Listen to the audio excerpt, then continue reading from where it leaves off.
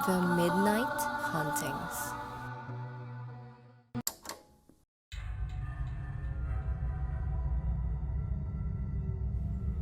Magandang araw mga ka-midnight. Isang taon na naman ang nagdaan sa atin.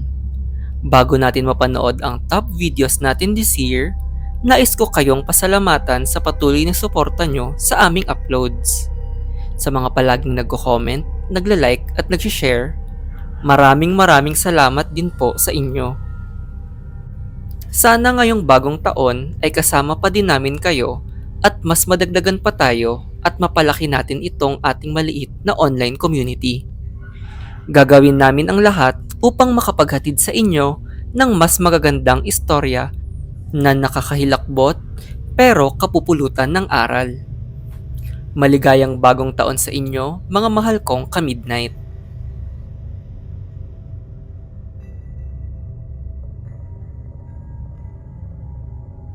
Magandang araw mga ka-midnight. Ako si Rex. Ang kwentong ito ay ipinadala ng isa nating tagapakinig. At ito ay tungkol sa isang babae na pinamanahan ng kanyang lola ng isang misteryosong salamin. Kung saan maraming kababalaghan ang nangyari sa kanya simula nang makita niya ito. Sa dami ng pwede kong makuhang pamana sa aking lola, hindi ko inaasahan na isang nakakatakot na salamin pa ang aking matatanggap.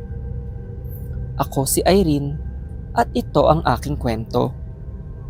Nagsimula ito nang mamatay ang aking lola Nene at minana ko ang kanyang bahay.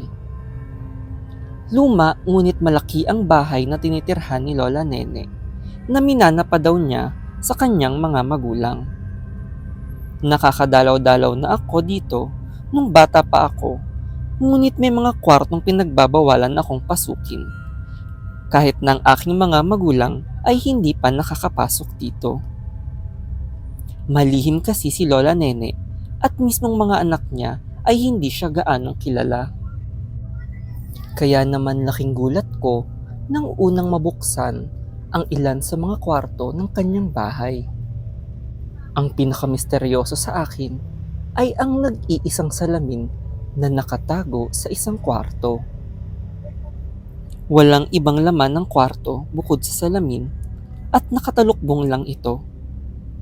Sa una ay akala ko ay isa itong painting o larawan, ngunit nang tanggalin ko ang takip ay isang salamin lang pala. Hindi ko maintindihan kung bakit hindi nilagyan ng ibang gamit ni Lola ang kwarto bukod sa salamin. Nung kinagabihan nun, ay una kong naranasan ang sumpa ng pagtingin sa salamin. Habang ako ay nakahiga, ay hindi ako mapakali at hirap na matulog. Naisip kong magbihis para lumabas at magpahangin muna nang ako ay may makasalubong sa labas ng kwarto. Isang kaluluwa ng babae ang humatak sa akin at sinakal ako sa leeg. Ramdam ko ang gigil sa kanyang mga mata at pamilyar ang kanyang itsura. Hinihigpitan nito ang kapit sa akin hanggang sa himatayin ako. Nagising na lang ako ng madaling araw sa sahig. Alam kong totoo ang nangyari sa akin dahil may mga sugat ako sa leeg hanggang ngayon. Agad akong tumawag sa aking mga magulang para tanungin kung napabasbasan na ba ang bahay, ngunit sinabi nilang taon-taon ito pinapadasalan ng aking relihiyosang lola. Nagbalak akong umalis muna at napag-isipang magpasama na lang sa aking mga magulang para linisin ang bahay ni Lola. Mas naging kampante ako kahit paano dahil magkakaroon na ako ng kasama sa bahay at hindi ko kailangan maging mag-isa kapag natutulog. Sa mga unang araw pa lang ng aking mga magulang ay nakakaramdam daw sila ng parang may ibang taong kasama sa bahay. Nagsimula ito nang aking unang ipakita sa kanila ang salamin sa misteryosong kwarto. Habang nagliligpit ng bahay, ay may mga nadiskubre kami tungkol kay Lola. Hindi namin masyado alam ang naging buhay ni Lola Nene bukod sa nag-iisa siyang anak. Kaya laking gulat namin nang may makitang diary ang aking nanay sa kwarto ni Lola Nene. Ang kwarto daw na pinaglalagyan ng salamin ay dating kwarto ng kanyang kambal. May nakaipit na litrato sa diary kung saan mga bata pa si Lola at ang kanyang kambal. Ayon sa kanyang mga sinulat, malambing at mabait daw ang kanyang kambal habang lumalaki. At nang magdalaga sila, ay bigla na lang daw itong naglaho. Nang mawala daw ang kanyang kambal, ay nagluksa ang kanyang mga magulang. Hanggang sa isang araw, ay bumili sila ng salamin galing sa isang banyaga. Sinasabi nitong kayang kumausap ng mga kaluluwa ang salamin na ito at yun ang dahilan ng kanilang pagbili. Araw-araw daw kinakausap ng kanyang mga magulang ang salamin hanggang sa unti-unting mabaliw ang mga ito.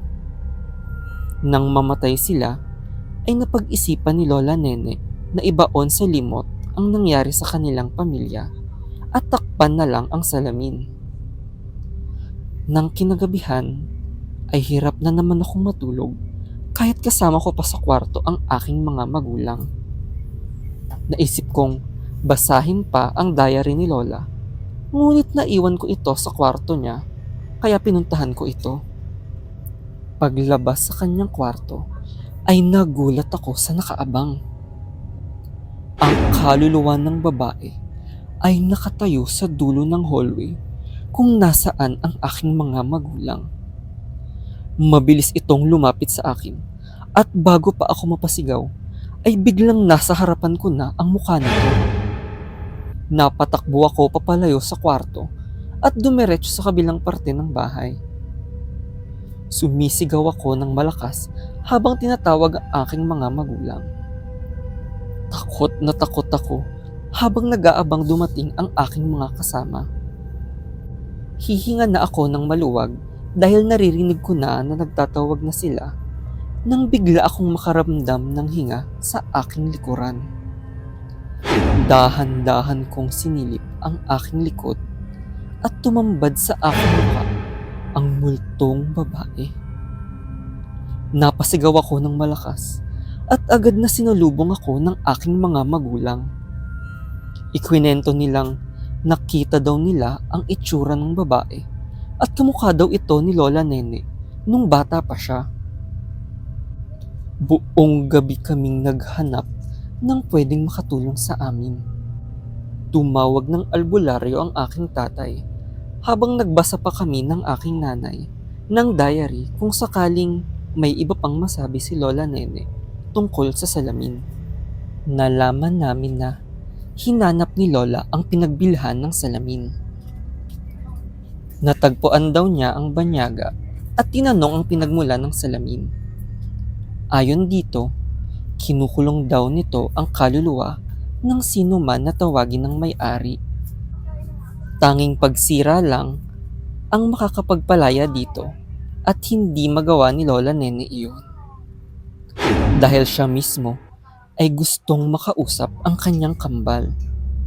Simula nang mamatayan siya ng asawa at bumukod ang mga anak niya, ay wala na siyang nakakausap kaya araw-araw siyang tumatayo sa harap ng salamin upang kausapin ang kanyang namatay na kambal. Agad kong napagdesisyonan na palayain na ang kaluluwa ng babae at binasag ko ang salamin.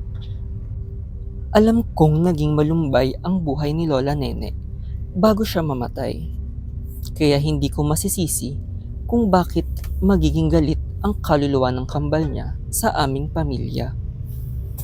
Kaya naman, ipinangako ko sa aking mga magulang na hindi namin hahayaan na magkalayo ang loob namin sa isa't isa. At sisiguraduhing hindi na maulit pa ang nangyari sa amin dahil sa salamin ni Lola.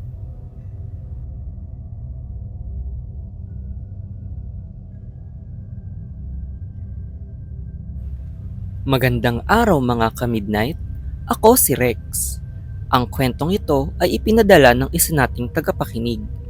At ito ay tungkol sa isang babae na kinuha bilang isang labandera para sa isang misteryosong mag-ina. Kung saan, laging babad sa dugo ang mga nilalabhang damit nito. Ako si Susan at ilang taon na akong nagtatrabaho bilang labandera. Nagsimula ako sa probinsya, ngunit agad akong lumipat sa Maynila matapos ang aking nakakakilabot na karanasan. Ang aking kwento ay nagsimula nang kunin ako ng isang mayamang pamilya sa aming bayan. Malaki ang bahay ng kanilang pamilya, ngunit wala halos nakatira dito dahil walang mga katulong. Simula nang mamatay kasi ang padre de pamilya dito, ay naging usap-usapan na ang pagiging misteryoso ng mag-inang naiwan na nakatira dito. Si Manang Gemma ang biyuda na nakatira dito at mukha itong strikto at masungit. Mahigpit niya akong binibilinan na sa labas lang ako maglalaba at iaabot lang niya ang mga damit sa akin. Akala ko nung una ay siya lang ang tao dito, ngunit nagulat ako nang may sumilip sa loob. Ang anak niyang si Ana ay payat na tila may sakit. Naisip kong nakakaawa ang bata dahil baka inaalipusta siya ng kanyang nanay na masungit. Agad na sinita ni Manang Gemma si Ana para pumasok at nagulat ako sa kanyang inabot na mga labahin. Babad sa dugo ang mga damit na aking dapat labhan. Napansin ni Manang Gemma sa aking mukha ang takot at agad na nagpaliwanag na siya ay kumakatay ng baboy.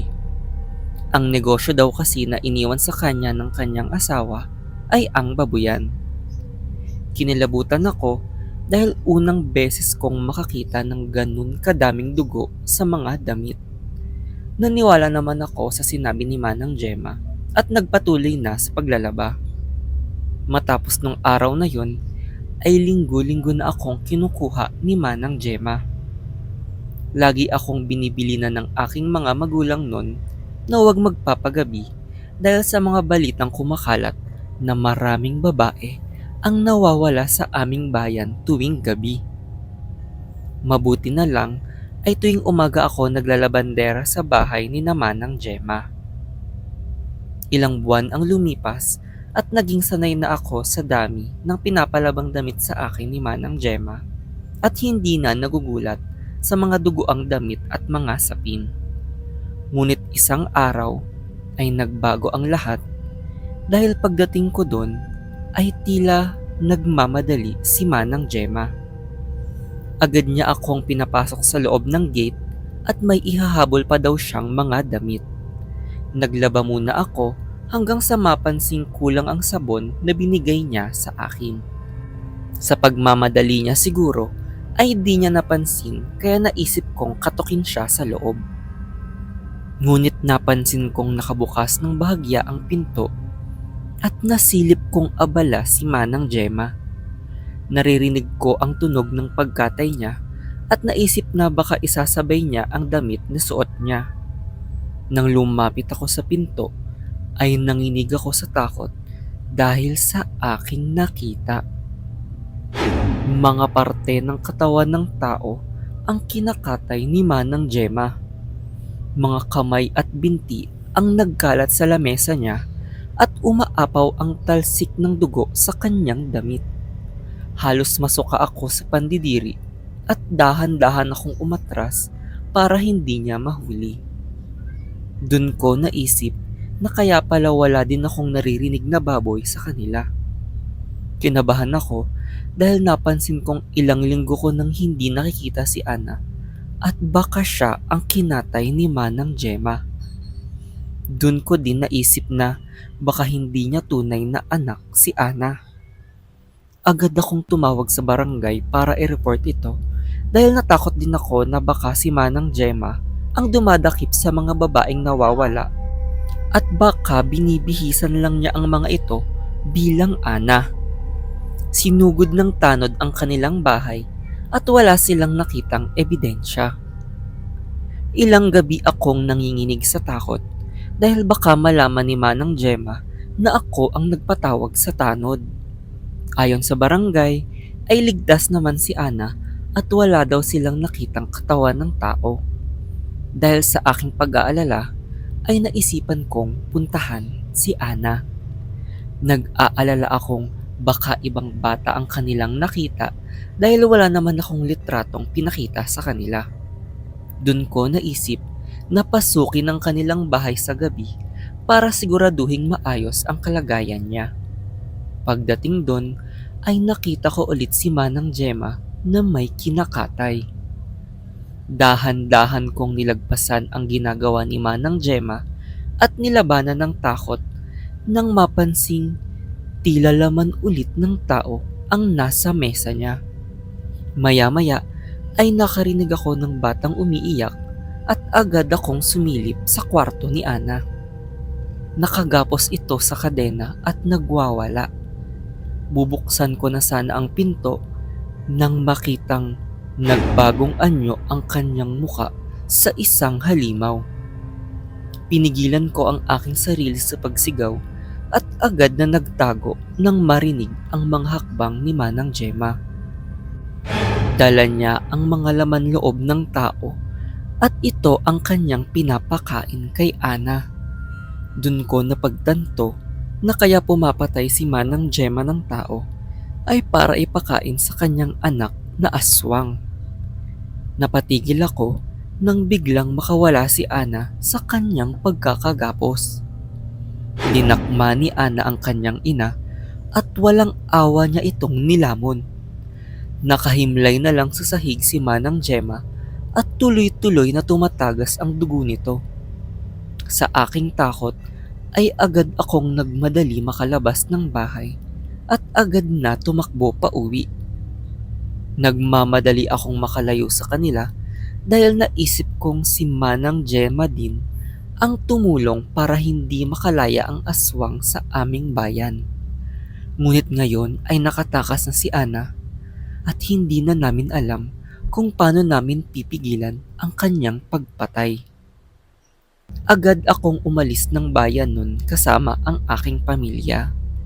Simula nun ay naging mapili na ako sa aking mga napupuntahang pamilya.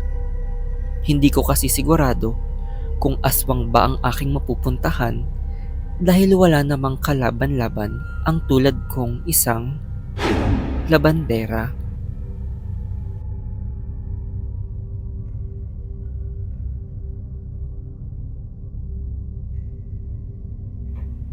Magandang araw mga ka-midnight. Ako si Rex. Ang kwentong ito ay pinadala ng isa nating tagapakinig. At ito ay tungkol sa isang lalaki na tumulong sa negosyo ng kanyang lola na ihawan. Kung saan may kakompetensya itong gumagamit ng kakaibang karne di umano sa mga nilulutong inihaw. Ako si Arman. At nagumpisa ang aking storya nang sinabihan ako ng aking mga magulang na bisitahin ang aking lola na may sakit. Kailangan daw kasi nito ng katulong sa negosyo niyang ihawan at matagal na din kaming hindi nagkikita nito simula nang lumipat kami sa Maynila. Kilala daw ang ihawan ni Lola Weng sa aming probinsya at dinarayo ito dati. Lagi naman nagpapadala ang aking mga magulang at bumibisita sila taon-taon dito. Nung huling bisita nila dito, ay napansin nilang humina na si Lola Weng, kaya pinadalaw na din nila ako.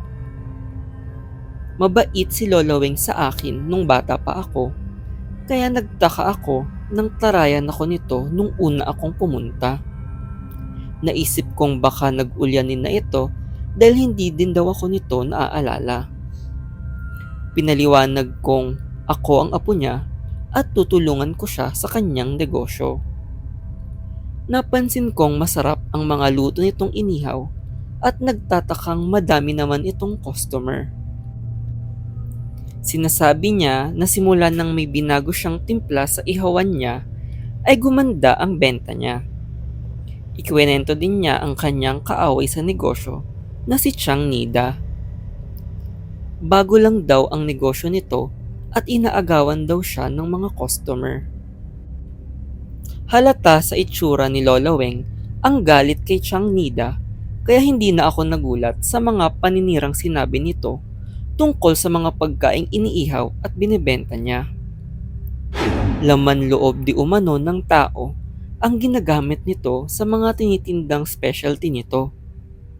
Simula daw kasi nang magbenta ito, ay dumami ang kasong mga nawawalang tao sa baryo nila at usap-usapan ito sa palengke kung saan nagtitinda si Lola Weng at Chang Nida.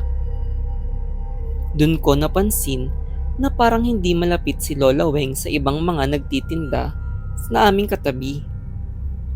Naisip kong malamang ay dahil sinisiraan ni Lola Weng si Chang Nida palagi. Ngunit nagtitiwala ako kay Lola dahil alam kong mabuti itong tao at baka tama ang hinala niya. Patuloy lang kami nagtitinda at nakakatuwang may mga bumabalik-balik pa din sa amin. Maya-maya ay napansin kong may humahagulgol na tindera na katabi namin. Siya ay nagtitinda din ng inihaw at nang lapitan ko ito ay kwento niya ang nangyari sa kanya. Nasunog daw ang bahay niya at naiwan doon ang mga anak niya at asawa. Namimili daw ito ng mga sahog at may namataang babae na tumatakbo papalayo sa nasusunog nitong bahay. Humahagulgol nitong ipiniliwanag na hindi natagpuan ang mga katawan nito. Nangilabot ang aking katawan dahil alam kong tungkol sa negosyo ang dahilan ng pagsunog na ito. Naisip kong sino kaya ang gagawa nun at nakita kong nakatingin ng masama si Lola Weng sa tindahan ni Chang Nida. May iba na din ang mga umiiwas kay Chang Nida simula nun. Ilang gabi ang lumipas at onti-onting nababawasan ang mga pupunta kina Chang Nida at sa aming ihawan na namimili. Lalo kasing dumami ang bulong-bulungan na si Chang Nida daw ang babaeng nakita na nagsunog sa bahay ng kakumpetensya sa ihawan. Gumatong pa si Lola Nida na malamang ay kaya nawala ang mga katawan sa bahay ay dahil kinuha ito at ginamit na laman pang benta. Baka daw kaya laging sunog ang mga inihaw ni Chang Nida ay para itago na tao pala ang laman na pinapakain nito sa mga customer. Nagulat ulit kami nang may isang bahay na naman ang masunog na isa sa mga tindera. Ito naman ay sa katabing tindera mismo ni Chang Nida. Hindi daw natagpuan ang katawan nito at ng kanyang pamilya, kaya marami ang mas naniwala sa haka-haka tungkol kay Chang Nida. Sa dami ng galit na tagapalengke, ay nagsara na bigla ng tindahan si Chang Nida at usap-usapan na nakikipagtulungan ito sa mga pulisya para linisin ang kanyang pangalan. Samantala, napansin kong natuwa si Lola Weng dahil tila wala na ang kanyang mortal na kaaway. Nang kinagabihan ay nakausap ko ang aking mga magulang. Naisipan kong magpadala ng litrato namin ni Lola Weng at nagulat ako nang sabihan ako ng aking mga magulang na umalis agad. Nang tanungin ko sila, ay sinabi nilang hindi si Lola Weng ang aking kasama. Ang kasama ko daw ay ang dati nilang kapitbahay na nakulong dahil tinangka niyang patayin ang aking Lola Weng. Dun ko naisip na hindi si Chang Nida ang salarin sa mga nangyaring pagsusunog at agad akong tumawag sa pulis para ipahuli ang impostor ng aking lola. Nanginginig ako sa presinto nang ipaliwanag ng mga pulis ang kanilang nadiskubre sa pag-iimbestiga. Ang tunay na pangalan daw ng babae ay Rowena at pinatay na nito ang aking Lola Weng. Ilang buwan na daw itong nakalaya at binalikan nito ang aking lola. Ayon sa pulis, nakuha ang ilang DNA ng mga nawawalang katawan sa bagaan ng ihawang aming ginagamit. Ginagamit daw nito ang mga katawan ng biktima at hinahalo sa mga tinitinda niya. Halos masuka ako dahil mismong ako ay nakakatikim minsan ng aming binibenta. Kaya pala hindi ito malapit sa ibang nagtitinda sa palengke ay dahil akala ng iba ay bagong tindera lang ito. Naisip ng ibang nag-iihaw na ito ay pumalit kay Lola Weng at hindi na question pa. Ngayon ay matagal ulit makukulong ito dahil sa kanyang mga pagpatay. Matapos nun ay sinundo agad ako ng aking mga magulang at nagluksa kami sa pagkamatay ni Lola Weng. Ilang taon na ang lumipas at hindi na ako sanay kumain ng mga inihaw na pagkain dahil naaalala ko ang trahedyang nangyari sa aking Lola Weng. Hindi kasi maalis sa isip ko kung gaano ka magkapareho ang amoy ng inihaw na laman ng tao sa inihaw na baboy. At ang pinakamalala ay nasarapan ako sa luto galing sa ihawan ni Lola.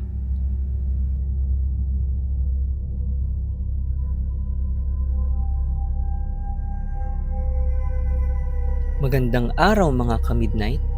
Ako si Rex. Ang kwentong ito ay ipinadala ng isa nating tagapakinig. At ito ay tungkol sa isang babae na namasukan bilang kasambahay sa isang misteryosong pamilya.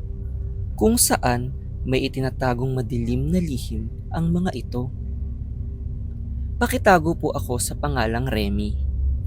Ang aking kwento ay nagsimula nung kinailangan kong magtrabaho sa Maynila dahil biglang nagkaroon ng malubhang sakit ang aking ina at kinailangan ko ng malaking sahod.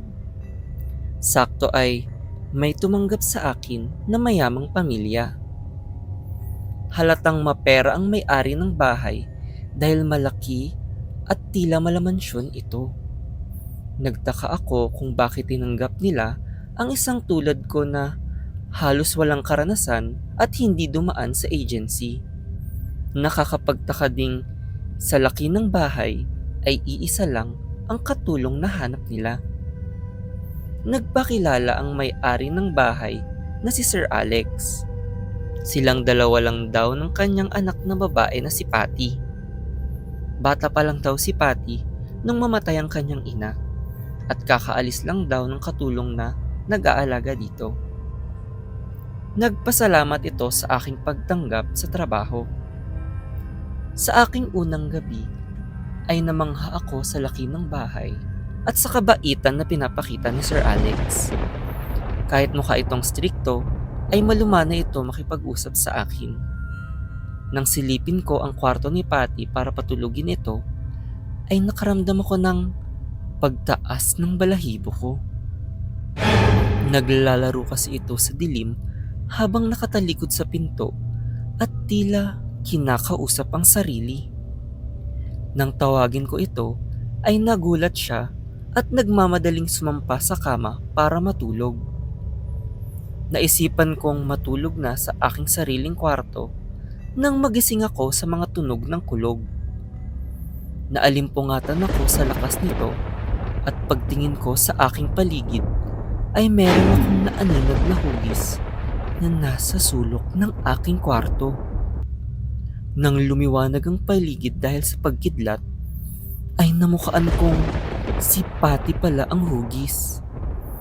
Ako ay biglang napasigaw dahil sa gulat. Hindi ko inaasahan na papasok ito sa aking kwarto at nang tanungin ko kung anong ginagawa niya ay sinabi lang niyang pinapanood niya akong matulog. Naisip ko na lang na baka natakot ito sa tunog ng malakas na ulan kaya nais nitong may kasama matulog. Nakaramdam ako ng pagkabagabag sa ginawa ni Patty. Alam kong bahay nila ito, ngunit nakakatakot isipin na bigla na lang itong papasok sa aking kwarto habang natutulog pa ako. Pinawalang bahala ko muna ang nangyari at naisipan na tutukan ng paglinis ng bahay. Isa sa mga napansin kong kakaiba ay nang pagbawalan akong maglinis na Sir Alex sa isa sa mga kwarto sa bahay. Nakabantay si Sir Alex sa aking pagkilos sa bahay dahil dun lang din ang kanyang opisina. Dahil komportable ako kay Sir Alex, ay naisipan kong sabihin ang nangyari kagabi. Nagulat ako dahil pinagsabihan ni Sir Alex si Patty ng pasigaw. Nagtaka ako dahil sinabihan niya ang bata na nakakahiya daw sa akin bilang bisita ang ginawa ni Patty. Pinakalma ko si Sir Alex at sinabing ayos lang sa akin. Huminahon naman si Sir Alex at humingi ng tawad. Piniliwanag niya na nahirapan daw silang makahanap ng magtatagal sa bahay nila simula nang mamatay ang ina ni Patty. Pinakita niya ang litrato ng kanyang namatay na asawa at napansin kong may hawig ito sa akin. Sana daw ay wag akong umalis basta-basta. Agad akong nakaramdam ng takot dahil sa kakaibang kinikilos ng pamilyang ito. Dun ko napagtanto na hindi ko kilala ang pinasok ko at walang legal na dinaanan ang pagtanggap ko sa trabahong ito. Ni hindi alam ng aking pamilya kung saan ako mismo sa Maynila. Hindi ako makatulog buong gabi dahil kinakabahan ako sa nangyayari sa akin. Naisipan kong ikandado ang aking kwarto para hindi ako basta pasukin. Ngunit bigla akong nakarinig ng kakaibang ingay sa labas ng aking kwarto. Kaya naisip kong silipin ito. Naririnig ko ang tunog na nanggagaling sa kwarto ni Patty at tila kumakanta ito, ngunit rinig ko ang paghikbi sa kanyang boses. Bigla akong nakaramdam ng awa at tinawag ko ang pangalan niya. Nagulat siya, ngunit agad siyang tumakbo papalapit sa akin habang naiyak. Niyakap niya ako ng mahigpit at tinanong ko kung natatakot ba siya sa kulog. Umiling siya at sinabing hindi daw ako ligtas dito at kailangan ko nang umalis. Lumakas ang kutob kong may mali sa kanilang pamilya at baka nasa panganib ang buhay ni Patty. Agad akong tumakbo sa telepono at humingi ng tulong sa aking mga pinsan. Sumagot sila at pupuntahan daw nila ako para sunduin, ngunit kinabukasan pa makakarating dahil galing pa silang probinsya. Habang nasa telepono ay napansin kong lumakas ang iyak ni Patty. Pinakalma ko ang pag-iyak nito, ngunit humingi lang ito ng tawad. Maya-maya ay namalayan kong may hugis ng malaking tao sa kanyang likuran. Hindi ko napansin na dumating na pala si Sir Alex. Ang huli kong natatandaan ay may malakas na hampas na tumama sa aking ulo. Nang mahimasmasan ako, ay napansin kong nakagapos ang aking mga kamay at binti. Nakatali ako sa isang upuan at nakabusal ang aking bibig. Maya-maya ay napansin kong may hawak na kutsilyo si Sir Alex at nakatayo siya sa aking likuran. Iyak ako ng iyak at hindi ako makakawala sa higpit ng pagkakatali sa akin.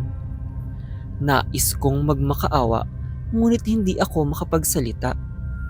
Nagpupumiglas ako, ngunit hinihimas lang ni Sir Alex ang buhok ko at pinapakalma ako. Kinakausap niya ang kanyang sarili na mistulang baliw. Pinapaliwanag niyang gusto lang niyang buuin ulit ang kanyang pamilya at papalitan ko daw ang asawa niya. Babalikan daw niya ako kinabukasan kapag handa na akong tanggapin siya. Habang nakagapos buong gabi, ay nagulat ako nang biglang dumating si Patty. May dala-dala itong kutsilyo at naisip kong katapusan ko na dahil papatayin na niya ako. Nagulat ako nang bigla niyang tanggalin ang aking mga tali. Sinabi niyang tutulungan daw niya akong makalaya dahil naging mabait daw ako sa kanya at hindi niya ako malilimutan. Niyakap ko siya ng mahigpit at nagpasalamat sa kanya. Sinabi kong kailangan na naming tumakas at tutulungan ko siya, ngunit sinabi lang niya na kailangan niyang pigilan ng kanyang ama para wala na siyang mabiktima ulit. Saktong dumating ang aking mga pinsan pagtakas ko. Nagpunta kami sa istasyon ng pulis para i-report ang nangyari sa akin. Kahit alam kong iligal ang aking pamamasukan, ay kailangan kong sabihin ang nangyari. Hindi ako napatawan ng mabigat na kaso, ngunit may masamang balita pa rin kaming natanggap. Hindi na daw natagpuan pa sa bahay na iyon sina Sir Alex at si Patty. Mistulang nag-empake ng mabilisan at wala nang bakas kung saan sila lumipat. Sa iba raw nakapangalan ng bahay at tila may koneksyon ito sa matataas na lugar kaya nakakapagtago ito.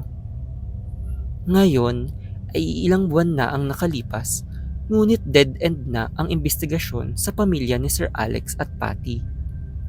Nag-aalala ako para sa kalagayan ni Patty at ayaw ko nang may iba pang mabiktima pa si Sir Alex gamit ang kanyang panloloko. Naakala ko ay mabuting tao ito at mahinahong lalaki. Ngunit may madilim palang lihim na itinatago kung saan nais niyang mandakip ng mga babae at palitan ang kanyang namatay na asawa gamit ang mga inosenteng kasambahay.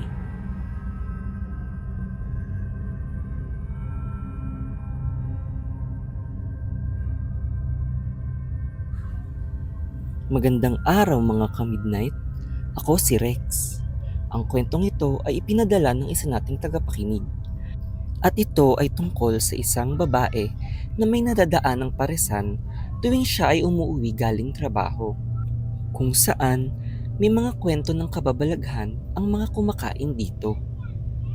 Pakitago po ako sa pangalang Maddie. Nais kong ibahagi ang aking kwento na nangyari ilang taon na ang nakalipas.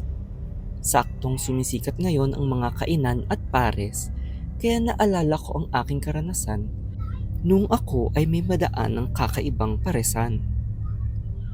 Unang beses akong gabihin sa trabaho noon at nagmamaneho ako pauwi nang makaramdam ako bigla ng gutom at naisip na maghanap ng kakainan sa tabi-tabi. Saktong maghahating gabi na nun, kaya halos sarado na karamihan sa aking nadadaanan. Buti ay may nadaanan akong isang paresan sa tahimik na kalsadang dinadaanan ko. Namumukod tanging ito lang ang bukas at may iilang tao lang din ang kumakain dito. Naisipan kong mag-park muna at kumain na mismo doon dahil sa aking kagutuman. Sakto lang ang timpla ng pares at hindi din naman ito kamahalan kaya natuwa ako. Pati ang ibang nabili dito ay mukhang mga suki na dahil nagkukwentuhan sila na tila magkakakilala na. Napakabait din ng nagluluto na si Manong Ed at siya rin pala ang may-ari. Mukha pa lang ay halatang mabait si Manong Ed. Tinanong ko ito kung bakit sila lang ang bukas na kainan dito sa kanto at nagkwento ito ng mga storyang kababalaghan na nangyari sa lugar na ito. Tumaas ang aking balahibo sa kanyang sinabi. May natagpuan daw kasing katawan ng lalaki na lumulutang sa ilog na malapit dito. Kilala daw itong may-ari ng kainan sa kantong ito at usap-usapan ay pinapatay ito ng kaaway na negosyo. Isa lang daw iyon sa dahilan kung bakit maraming nagsara na negosyo dito. Nagpasalamat ako kay Manong Ed at umuwi na din, ngunit hindi ko maalis sa aking isipan ang kanyang kwento. Ano pa kayang mga nangyari sa kantong iyon at wala nang nagtangkapang magbukas ng mga kainan. Naisip kong itanong iyon sa susunod na dadaan ako. Ilang araw din ang lumipas, ngunit hindi ako masyadong ginagabi pa uwi at nakakapagtakang wala ang paresan na aking nadadaanan. Ilang araw akong dumaan sa kalsadang iyon, ngunit hindi ko sila makita. Nangamba akong baka may nangyari na sa kanilang negosyo. Isang araw ay ginabi na naman ako na halos maghahating gabi na at nakaramdam na naman ako ng kagutuman. Kahit sa palagay ko ay sarado na sila Mang Ed, ay nagbaka sakali pa din ako at dinaanan ko ang kanilang kanto. Sa gulat ko ay bukas na pala sila. Laking tuwa ko nang makita ko ulit sila Manong Ed at tinanong ko kung bakit hindi ko sila nakita nung mga nakaraang gabi. Ipinaliwanag niya sa akin na sa tuwing hating gabi sila nagbubukas, kaya baka hindi ko sila naabutan. Nakahinga ako ng maluwag dahil mababalikan ko pa pala sila. Nagulat ako nang bigla akong tabihan ng isang babae at nagkwento ito kung bakit hating gabi na lang nagbubukas ang paresan. Iniiwasan daw kasi nito na maabutan ang dating kompetensya. Nakulong daw ito dahil sa ginawa nito sa dating mga nakalaban sa negosyo.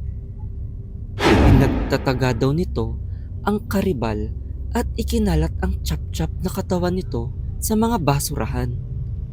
Kahit nakulong na ito, ay takot pa rin sila na magbukas ng normal na oras dahil baka mabalitaan nito ang kanilang negosyo at puntahan sila pag nakalaya ito. Tahimik akong kumain nun at napag-isip-isip. Iilan lang ang mga suki ng paresan na ito at hindi dinadaanan masyado ang kalsadang ito kung hindi mo sasadyain. Kinilabutan ako dahil naisip kong nakakatakot siguro kung makalaya yung tao na yun at mahuli si Mang Ed. Nagsabi si Mang Ed na wag naman daw akong takutin at baka di na ako maging suki. Nagsalita naman bigla ang isang lalaki at nagsabing may alam din daw siyang bali-balita sa mga kainan dito. Isa daw sa dahilan kung bakit nagsara ang mga kainan dito. May nahuli daw na nagbebenta ng mga laman loob ng mga tao sa isang kainan dito. Dahilan iyon para malugi ang ibang negosyo at magsara dahil sa reputasyon ng kainan na yun. Nagtago na daw ang nagtitinda nun at di na muling nakita pa. Kinilabutan ako at natakot sa mga kwento nila. Tuluyan akong nawalan ng gana at tumayo na agad para magbayad. Nilapitan ako ni Mang Ed at sinabihan na huwag daw akong mag-alala. Ako ay nakaramdam na parang may mali kaya ako ay umalis na lang. Ilang gabi akong hindi makatulog ng maayos kakaisip sa mga nangyari sa lugar nila Mang Ed. Ang daming kababalaghan masyado ang naganap doon kaya hindi nakakapagtakang maraming magsasarang negosyo doon. Pilit kong inaalis ang kakaiba kong nararamdaman. Hindi kasi maalis sa aking pakiramdam na parang may tinatago pa si Manong Ed at ang ibang mga suki niya doon. Tila ba hindi kumpleto ang mga kwento nila at may nag-uudyok sa akin na bumalik doon at klaruhin sa kanila kung ano ba talaga ang mga naganap doon. Dumaan ako ng hating gabi sa kantong iyon, ngunit wala ang paresan ni Manong Ed. Ilang gabi akong nagpabalik-balik doon, ngunit hindi na sila nagbukas pa. Naisip kong magtanong-tanong sa aking mga katrabaho na napapadaan din sa kalsadang iyon. Laking gulat ko at pagtataka na wala daw ganung paresan sa lugar na iyon at imposible daw na may mga negosyo doon sa lugar na iyon. Matagal na daw siyang dumadaan sa lugar na iyon, ngunit ilang taon nang walang nagtitinda kahit hating gabi pa. Puro saradong negosyo ang makikita dahil maraming naganap na nakakatakot na pangyayari doon sa kanto. Ang pinakasikat daw na kwento doon ay ang balitang may nagbubukas daw na kainan tuwing gabi, ngunit mga kaluluwa daw ang pumupunta. Doon ko naisip na ang mga ikwinento ng mga tao sa paresan na yun ay ang kani-kanilang istoryang nauwi sa trahedya. Ilang taon na din ang lumipas at napapadaan pa din ako sa kalsadang iyon, ngunit hindi ko na muli pang nakita ang paresan ni Manong Ed. Siguro ay binalaan lang nila ako nung mga panahon na iyon upang mag-ingat sa aking buhay. Para hindi ako magaya sa kanilang mga kaluluwa sa parusan, sa kanto,